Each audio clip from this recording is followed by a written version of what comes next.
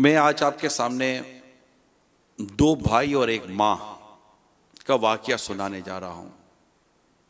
ज़्यादा सारे तवज्जो के साथ इस वाक़ये को सुने। ये दो भाई थे, एक बूढ़े हो चुके थे, उम्र बड़ी हो चुकी थी, और एक जवान थे।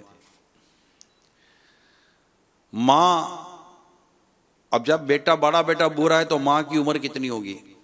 माँ अपने बड़े बेटे के पास रहा करती थी। बड़ा बेटा बड़ा खिदमत गुजार बेटा था। माँ का इताअत गुजार था, फरमा बरदार था, माँ की खुशी, माँ की रिज़ा, और यूँ कहें कि माँ से मोहब्बत करता था।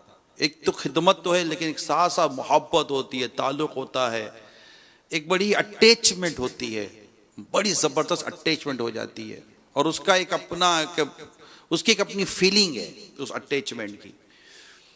तो बड़े बेटे को कुछ इसी तरह की अपनी माँ के साथ अटैचमेंट थी, और खिदमत का सिलसिला जारी था। एक दिन दूसरे शहर से बेटा घर आया, जो छोटा बेटा था यानी उसका छोटा भाई, वो घर आकर कहने लगा, भाईजान अल्लाह आपको जज़ाए खैर अता फरमाए, आप माशाल्लाह अम्मी जान की बड़ी खिदमत करते हैं, और वाकई में देखता हूँ कि आपने बड़ी खिदमत की है, मोहब्बत करते हैं आप अम्मी जान से, मगर अब भाईजान आपकी उम्र बड़ी हो गई है, आप भी बूढ़े हो गए हैं, ज़रूरत इस बात की कि आपके बच्चे आपकी खिदमत करें। अब इस उम्र में माँ की, और माँ भी इतनी बड़ी उम्र की, तो ये आसान नहीं है।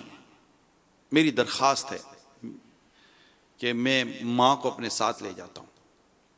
मुझे भी बड़ी तमन्ना है कि मैं भी माँ की खिदमत करूँ, मैं भी सवाब कमाऊँ, मुझे भी मेरी माँ से बहुत मोहब्बत है, वगैरह वगैरह। बड़े भाई ने कहा कि आप मुझसे मेरे बुढ़ापे में इतना बड़ा सवाब का और इतनी बड़ी नेकी का वो जो जरिया है वो छीनना चाहते हो? मैं माँ को नहीं दूंगा, माँ मेरे पास रहेगी, मैं कर सकता हूँ, अल्हम्दुलिल्लाह मुझ में हिम्मत है, मुझ में ताकत है, मुझ में सलाहियत है, अल्लाह का शुक्र है। आप यूँ ना समझो कि मैं कोई सब बूढ़ा हो गया और मैं अब नहीं कर सकूँगा, मैं करूँगा। छोटे भाई ने कहा, भाईजान आपके जज्बे बहुत अच्छे हैं, लेकिन मैं माँ को लेके जा रहा हूँ। यूं दोनों में माँ के ताल्लुक से बहस छिड़ गई। अब वो अपने दलाइल दे रहे हैं, बड़े भाई, छोटा बेटा अपने दलाइल दे रहा है, यूं बहस चलती है, हत्ता के बात आस पास पड़ोसी और रिश्तेदारों तक पहुंच गई। केस क्या था?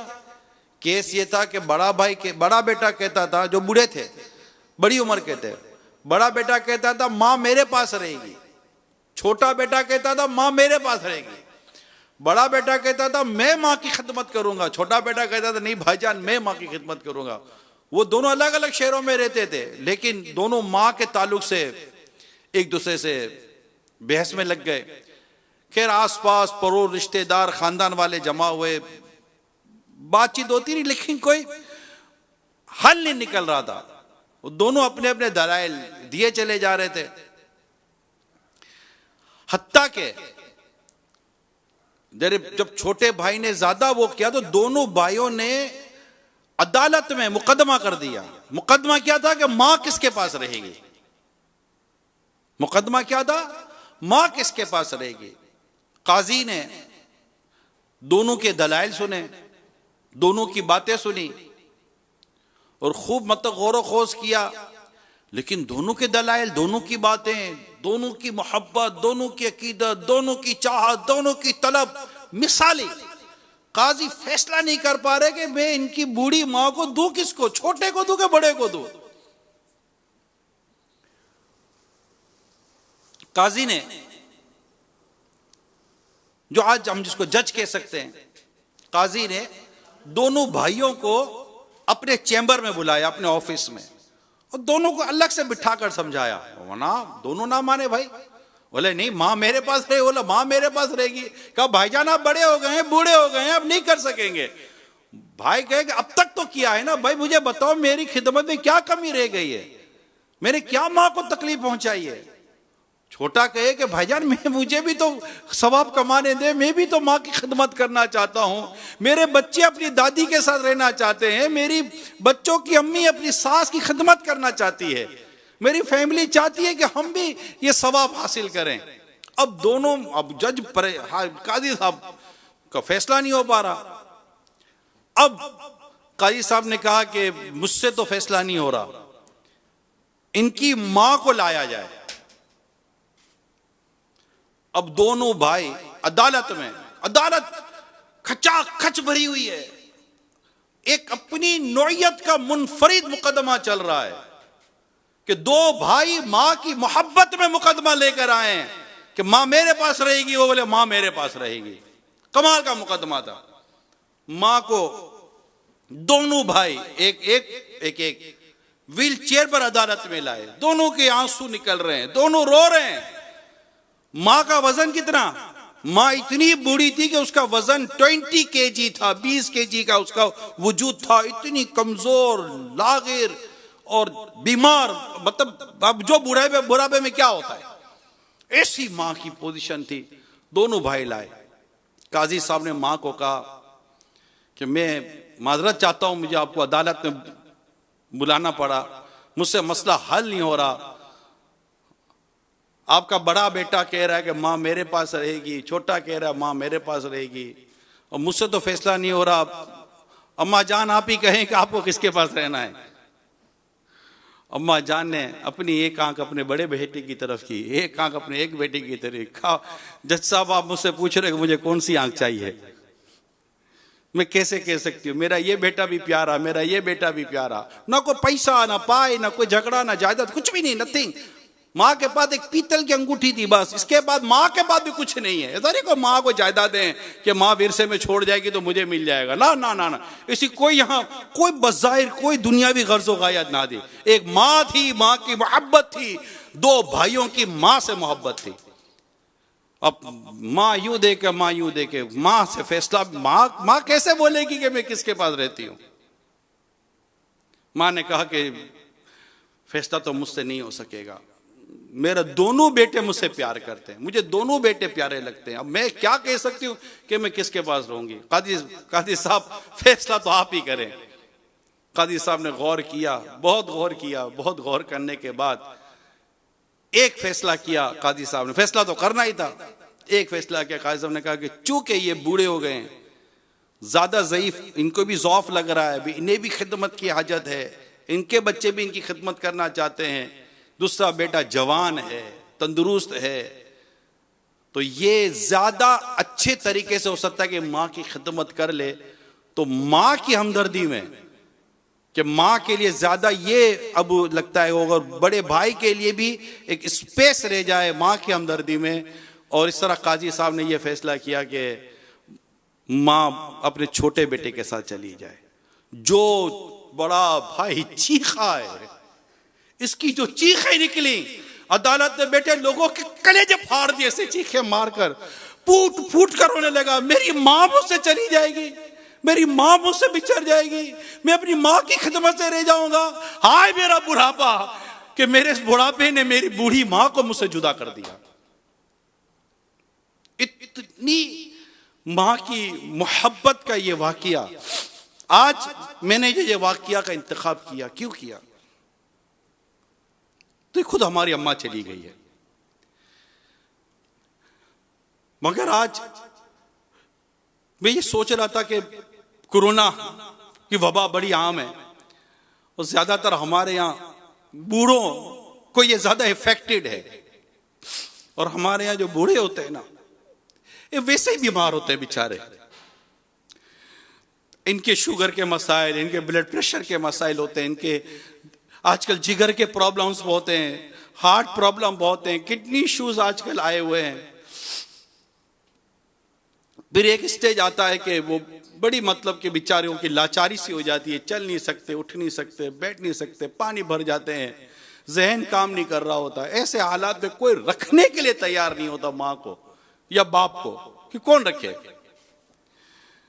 अच्छा बेटा तैयार हो जाता है तो उसके बीवी बच्चे तैयार नहीं, हमारी तो वो चली जाएगी, वो चली जाएगी, ये चली जाएगी, वो चली जाएगी, प्राइवेसी खत्म हो जाएगी, तो ये बहुत सारी चीजें होती हैं।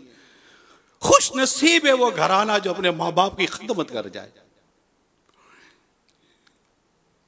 हमारे वालिदैन ने हमारे बचपन में जो सेक्रीफाइसेस और कंप्रोमाइज किए, अपनी दावतें छोड़ी, अपनी ख्वाहिशों को कुर्बान किया, नहीं जाते थे कहीं, क्यों? बच्चा अकेला रह जाएगा।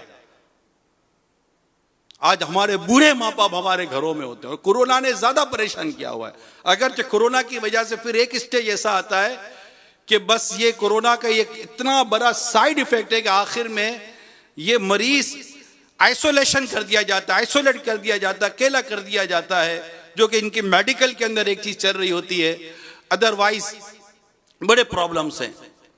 लेकिन प्यारे इस्लामी भाइयों, आज आप मेरी अम्मा जान के स्वयं में भी जमा हुए हैं। मैं आपका तो शुक्रिया अदा करता हूं कि आप दूर दराज से आए, मेरे रिश्तेदार, खानदान वाले, जहां चैनल पर हैं, सोशल प्लेटफॉर्म्स पर हैं, लाइव देख रहे हैं, मैं आप सबका शुक्रिया अदा करता हूं। दुनिया भर से आपके दुआए मगफरत के पैगाम आए, इसाले सवाब के पैगाम आए, मुझे भी आए, मेरे भाई हाजी यूसुफ को भी आए।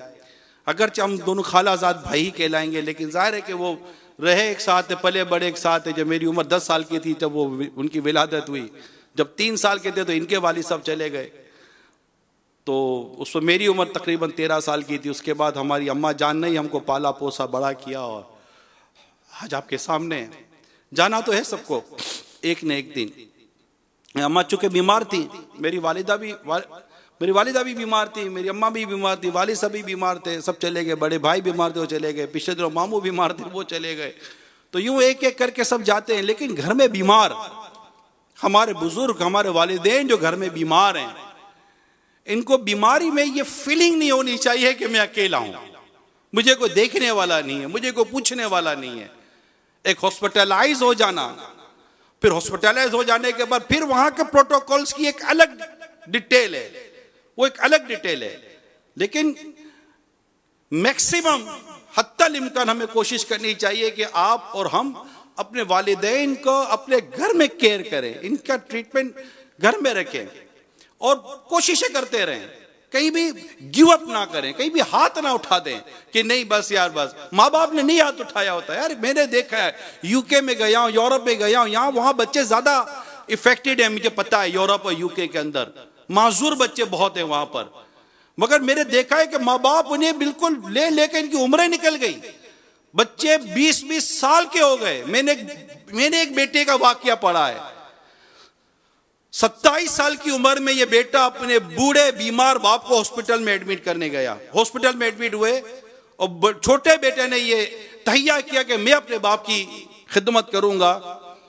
खिदमत 2 दिन 2 माह 4 माह की नहीं थी, मैंने किताब में पढ़ा है तकरीबन 13 साल उनके बूढ़े बाप अस्पताल में रहे। 13 साल तक ये 27 साल का नौजवान बेटा 40 साल का हो गया, मगर इसने अस्पताल में अपने बाप की खिदमत की।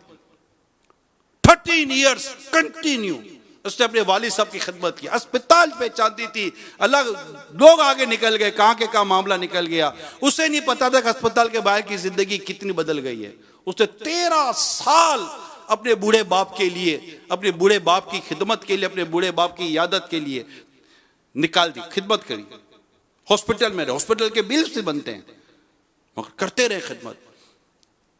कम है ऐसी औलाद, मगर है, मैं ये नहीं कहता। आज मेरा बयान है ऐसी औलादों के लिए, खिदमत के लिए, कि आज बीमारियां बढ़ गई है,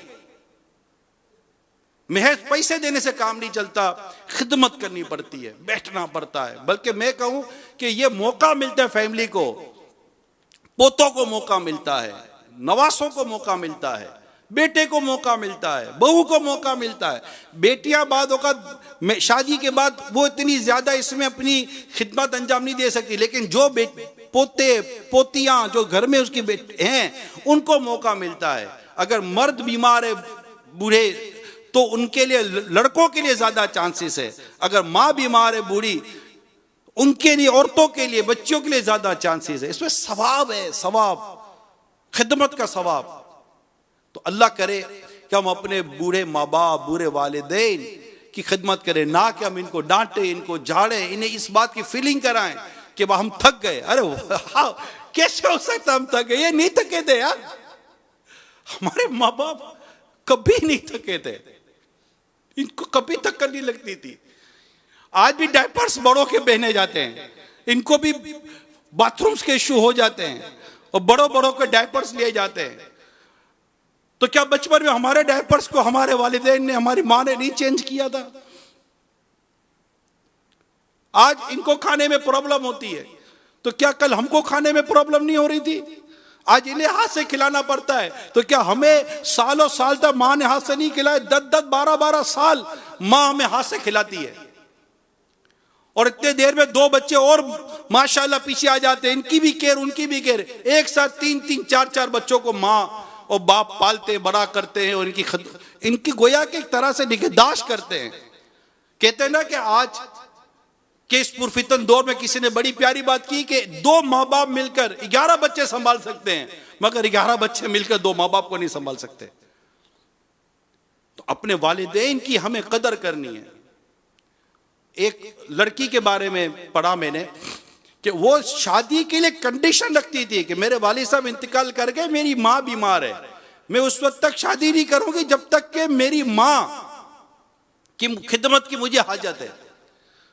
हत्ता कि जब उसकी माँ का इंतकाल हो गया तब जाकर उस लड़की ने शादी की, और इतनी उसको उसकी माँ की दुआ लगी है, किताबों में मैंने पढ़ा है, उस लड़की को इतनी माँ की दुआ लगी कि अल्लाह ताला ने उसे 2 बेटे दिए, दोनों को अल्लाह ताला ने अपनी बारगाह में मकबूल बंदा बना दिया। माँ की नेकी, माँ के साथ की हुई नेकी बहुत काम आती है प्यारे इस्लामी भाइयों। माँ के साथ की हुई नेकी, बाप के साथ की हुई नेकी बहुत काम आती है। एक नौजवान अपनी माँ की बड़ी खिदमत करता था, बहुत मोहब्बत, वो भी माँ से बहुत मोहब्बत करता था। हुआ ये कि एक दिन उसके दोस्त ने कहा कि मैं आऊंगा तो चलेंगे कहीं। कहा ठीक है आ जाना, चलेंगे। अब था वो अकेला और एक माँ थी और ये थे। माँ को कहीं जाना होता तो बेटा ले जाता था, ना नहीं थी बेटे में। तो दोस्त गाड़ी लेकर घर पर आ गया और कहा चलो। तो उसने अपनी माँ को कहा अम्मी वो दोस्त आया हुआ तो मैं जाऊं, कहीं आपको जाना तो नहीं है? पहले क्या पूछा, आपको कहीं जाना तो नहीं है? मैंने बेटा कहीं जाने का अभी तो ज़हन नहीं है। ठीक है, हो अल्लाह तुम्हारी हिफाजत करे। बेटा घर से बाहर निकला, गाड़ी में बैठे दोनों दोस्त। अचानक उसको याद आया कि यार वो मैं घर में चीज़ भूल गया। वो घर में चीज़ लेने के लिए गया। जैसे घर में चीज़ लेने के लिए गया, माँ ने कहा कि वो बेटा वो मुझे याद आया, मैं जाना एक जगह पर। क्या कहा? बेटा जाना एक जगह पर। तो जाना एक जगह पर जब बेटे ने कहा, माँ ने कहा, तो बेटे ने कहा कि अम्मी जान अभी वो आपने कहा था ना? हाँ बेटा मुझे याद आ गया, जाना है। ठीक है। बेटे ने क्या कहा? ठीक है। बाहर गया, बाहर जाकर दोस्त को कहा कि वो मुझे मेरी माँ के साथ काम है, मैं अब आपके साथ नहीं आ सकता। और दोस्त भी कहा ठीक है। दोस्त ने गाड़ी स्टार्ट की, चले गए। थोड़ी देर के बाद इतला आई कि गाड़ी का हादसा हो गया और जो दोस्त गाड़ी चला रहा था उसका वहीं पर इंतकाल हो गया। किताबों में लिखा है कि माँ की इताअत, माँ की रिजा और माँ की खुशी ने इसकी जान बचा ली। माँ बाप की खुशी, माँ बाप की रिजा। इसी तरह मैंने एक वाकया पढ़ा कि एक लड़के का एक्सीडेंट हो गया और गाड़ी पूरी तरह जैसे कि हादसे का शिकार हुई और बताओ आग लग गई गाड़ी में, और तस्वर नहीं किया जा सकता था कि इससे भी बचकर निकल आएगा। वो गाड़ी जो नौजवान चला रहा था वो बाहर आ गया, और बाहर आकर उसने जब देखा लोगों ने तो सुभान अल्लाह, अल्लाह अकबर, लोगों की जबान से तस्बीहात और अल्लाह का जिक्र जारी हो गया कि ऐसे हादसे से कौन बच जाता है? अल्लाह जिसको चाहे बचाए। तो जैसे ही वो नौजवान बाहर आया, बज़ाहिर को इतनी चोटें को नहीं लगी थी, तो उसको कहा कि भाई तुम्हारी सी क्या नेकी है जो तुम्हें इतना कहा? बोला मुझे तो मेरी क्या नेकी याद आएगी, मैं तो नेक आदमी का हूँ। हाँ ये है कि आज मुझे तनख्वाह मिली थी तो मैंने जाकर तनख्वाह अपनी माँ के हाथ में रखी कि अम्मी ये मेरी तनख्वाह ये आपके लिए, आप रखें। तो माँ ने मुझे दुआ दी, जा बेटा अल्लाह तेरी हिफाजत करे। माँ बहुत खुश हुई। मुझे ऐसा लगता है कि मुझे मेरी माँ की दुआ ने बचा लिया। माँ की रिजा, माँ की खुशी। अल्लाह हमें तौफीक दे। मेरे प्यारे इस्लामी भाइयों, मैं आपको मेरे आका आला हज़रत इमाम अहले सुन्नत रहमतुल्लाहि ताला अलैह का एक इरशाद सुनाता हूँ। आप फरमाते हैं कि वालिदैन के साथ नेकी सिर्फ यही नहीं कि इनके हुक्म की पाबंदी की जाए, और इनकी मुखालिफत ना की जाए। सिर्फ यही नहीं, बल्कि इनके साथ नेकी ये भी है कि कोई ऐसा काम ना करे जो इनको नापसंद हो, अगरचे उसके लिए खास तौर पर उनका कोई हुक्म ना हो। इसलिए इनकी फर्मा बरदारी और इनको खुश रखना, आला हज़रत इमाम अहले सुन्नत लिखते हैं, इसलिए इनकी फर्मा बरदारी और उनको खुश रखना दोनों वाजिब है, और नाफरमानी और नाराज करना हराम है। तो अल्लाह ताला हमें वालिदैन का मुत्ती और फर्मा बरदार रखे, हमें इसकी बरकत अता फरमाए। जिनके वालिदैन जिंदा हैं, हयात हैं, या दोनों में से किसी एक को अल्लाह ताला ने जिंदगी दी हुई है, उनकी कदर करें, इनसे मोहब्बत करें, इनकी खिदमत करें, इन्हें तन्हाई का एहसास ना होने दें, इन्हें इस बात का एहसास ना होने दें कि मेरी औलाद मुझसे तंग है, मेरी औलाद मुझसे बेजार है। हो सके तो इन्हें अपने हाथों से खिलाएं। मेरे शेख तरीक़त पीर व मुर्शिद अमीर अहले सुन्नत अल्लामा मौलाना मोहम्मद इलियास अत्तार कादरी रज़वी मुद्दाज़िलुल आली अपने रिसाले समुंदरी गुंबद के पेज नंबर 7 पर लिखते हैं, हज़रत सैयदना मूसा कलीमुना अला नबीना व अलैहि सलातो सलाम ने अल्लाह पाक के दरबार में अर्ज की, या अल्लाह मुझे मेरा जन्नत का साथी दिखा दे। अल्लाह करीम ने फरमाया, फुला शहर में जाओ, वहां फुला कस्साब गोश्त फरोश जो होते हैं वो जन्नत में तुम्हारा साथी है। चुनाचे हजरत सैयदना मूसा कलीमुल्लाह अला नबीना व अलैहि सलातो सलाम वहां उसके पास तशरीफ ले गए। अब तशरीफ ले गए, वो पहचानता तो था नहीं, मगर उसने मेहमान नवाजी की, उसने आपकी दावत की। जब खाना खाने बैठे तो उसने एक बड़ा सा टोकरा अपने पास रख लिया,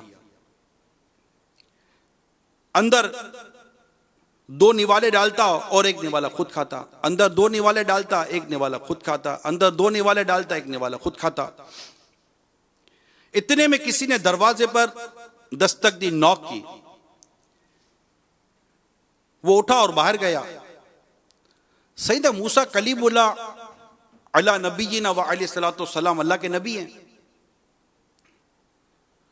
उन्होंने उस टोकरे की तरफ देखा तो उसके अंदर 2 बूढ़े मर्द और औरत थे, ज़ईफुल उम्र, बूढ़े मर्द और औरत।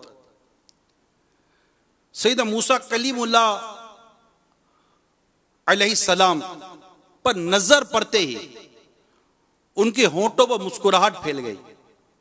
उन्होंने आपकी रिसालत की गवाही दी, यानी शहादत दी, और उसी वक्त उनका इंतकाल हो गया। अब बेटा वापस आया तो उसने उस जंबील टोकरी की तरफ जब देखा तो वालिदैन फौत हो चुके थे। अब वो समझ गया और उसने हज़रत मूसा अलैहिस्सलाम के दस्त बोसी की, हाथ चूमे और अर्ज की, आप अल्लाह के नबी हज़रत मूसा अलैहिस्सलाम हैं, आप अल्लाह के नबी हज़रत मूसा अलैहिस्सलाम मालूम होते हैं। आपने फरमाया, तुम्हें कैसे पता चला? अर्ज की, मेरे माँ बाप रोजाना गिर गिरा कर दुआ करते थे, या अल्लाह हमें हज़रत मूसा अलैहिस्सलाम के जलवों में मौत अता फरमाना। इन दोनों के इस तरह अचानक इंतकाल फरमाने से मैंने अंदाजा लगाया कि आप ही हज़रत सैयदना मूसा अलैहिस्सलाम हैं। बेटे ने मजीद अर्ज की, मेरी माँ जब खाना खा लेती, गौर से सुनो मेरे प्यारे इस्लामी भाइयों, बेटा कहता है, हज़रत मूसा अलैहिस्सलाम की बारगाह में अर्ज करता है कि जब मेरी माँ खाना खा लेती तो खुश होकर मेरे लिए यूं दुआ करती, या अल्लाह मेरे बेटे को जन्नत में हज़रत सैयदना मूसा अलैहिस्सलाम का साथी बना दे। सैयदना मूसा अलैहिस्सलाम ने फरमाया, मुबारक हो, अल्लाह ने तुमको मेरा जन्नत का साथी बनाया है। यह है माँ बाप की फर्मा बरदारी का इनाम। अल्लाह ताला हमें भी माँ बाप की फर्मा बरदारी, इताअत का जज्बा अता फरमाए। हम इन्हें नाराज ना करें, चाहे वालिद हो या वालिदा हो, इनकी खदमत करें, इन्हें देखकर सवाब हासिल करें, इन्हें देखकर हम नीकियां कमाएं। और इनकी खिदमत में अपनी ज़िंदगी गुजारें।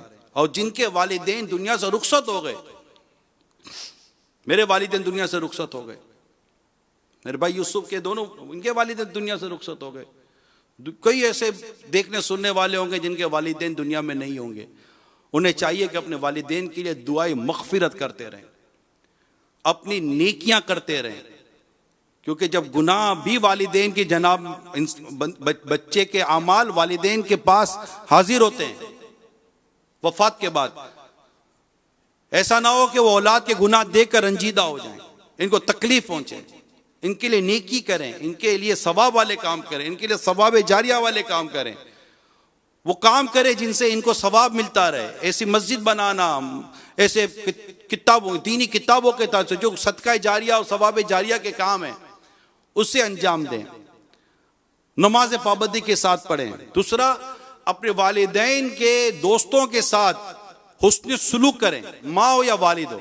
जब किसी का इंतकाल होता है तो हम ऐलान करते हैं कि माफ़ कर दीजिएगा, तो उमूमन हम क्या करते हैं, हाँ माफ़ किया माफ़ किया। ये हमारी तरह से देखा जाए तो प्रैक्टिस है। मेरी दरख्वास्त ये है, जब जनाजे पर आकर, मैयत पर आकर माफ़ करना ही है, मुंह देखकर आकर माफ़ करना ही है कि हमने आपको माफ़ किया, तो जीते जी माफ़ क्यों नहीं कर देते हो भाई? क्यों ऐसी जिद करते हैं, तेरे जनाजे में भी नहीं आऊंगा, जनाजे में भी आ जाते हो? क्यों ऐसे ताल्लुकात कायम करते हैं कि जिसमें हमारी माफी और दरगुजर के रास्ते ना हो? ऐसा नहीं करना चाहिए। अच्छा सुलूक करें, बल्कि अच्छा सुलूक रिश्तेदारी के साथ अच्छा सुलूक ये नहीं है कि उसने अच्छा किया तो आपने अच्छा किया, ये तो अदला बदला है। अच्छा सुलूक, सिले रहमी, हुस्न सुलूक ये है कि अगर उसने आपके साथ अच्छा नहीं किया तो आप उसके साथ अच्छा करें। हमारे साथ यही होता है कि उसने अच्छा नहीं किया, हम भी अच्छा नहीं करते। ऐसा नहीं होना चाहिए। हर एक के साथ अच्छा करें और उसके साथ सिले रहमी करें, हमदर्दी करें, अपने रिश्तेदारों का ख्याल रखें, इनके दोस्तों का ख्याल रखें। यही हमारी शरीयत, हमारे दीन और हमारे इस्लाम ने हमें समझाया है, बताया है, सिखाया है। रिश्तों को पहचानो, यहां तक समझाया कि रिश्तों को पहचानो। अगर तुम रिश्ते पहचानोगे नहीं तो इनके हक कैसे अदा करोगे? ननियाल और ददियाल दोनों के रिश्तों को पहचाना ये हमारे बड़ों का काम है। हमारे बड़ों का काम है कि अपने बच्चों को ननियाल और ददियाल, माँ के घर से और बाप के घर से जो रिश्ते बनते इनकी पहचान कराएं, यानी खाला फूफी इनकी पहचान कराएं, चाचा मामू इनकी पहचान होती है। और खाला की तो बात ही कुछ हो रहे कि मेरे हदीस पढ़ी थी कि एक शख्स से बारगाह रिसालत में हाजिर होकर अर्ज की, हदीस बड़ी ईमान अफरोज है और इसमें खाला की मैं आपको एक अहमियत बयान करूंगा जो इस हदीस पाक को मैंने पढ़ा कि हदीस पाक में है, सल्लु अलल हबीब सल्लल्लाहु तआला अला मुहम्मद। हज़रत इब्न उमर रज़ियल्लाहु तआला अन्हु से रिवायत है कि एक शख्स ने नबी अकरम सल्लल्लाहु तआला अलैहि वसल्लम की खिदमत में हाजिर होकर अर्ज की, या रसूल अल्लाह सल्लल्लाहु तआला अलैहि वसल्लम, मैंने बहुत बड़ा गुनाह कर लिया है, तो क्या मेरी तौबा हो सकती है? फरमाया, क्या तेरी माँ है? अर्ज किया, नहीं। फरमाया, क्या तेरी कोई खाला है? अर्ज किया, हाँ। फरमाया, इससे अच्छा सुलूक करो। यहां खाला का जिक्र है खास तौर पर कि वो अदब में, ताजीम में, एहतराम के ताल्लुक से माँ की मिसल है। माँ के तो अपने हुकूक बहुत होते हैं, लेकिन यहां खाला का जिक्र किया गया। तो रिश्ते पहचानेंगे तो बात बनेगी ना। और पता चला कि बहुत बड़ा गुनाह जैसे हो गया था, अब उसकी तौबा के लिए जब वो बारगाह रिसालत में हाजिर होता है तो सरकार सल्लल्लाहु तआला अलैहि वसल्लम फरमाते, क्या तेरी माँ है? शरा में लिखा है कि इस तरह गुनाह की मग़फ़िरत यानी तौबा होने का एक तरीका बताया जा रहा है कि इनके साथ नेकी करने से अल्लाह ने चाहा तो तुम्हारे साथ गुनाह माफ हो जाएंगे। नेकी है ना, नेकी गुनाह को मिटा देती है। अल्लाह अमल करने की तौफीक अता फरमाए।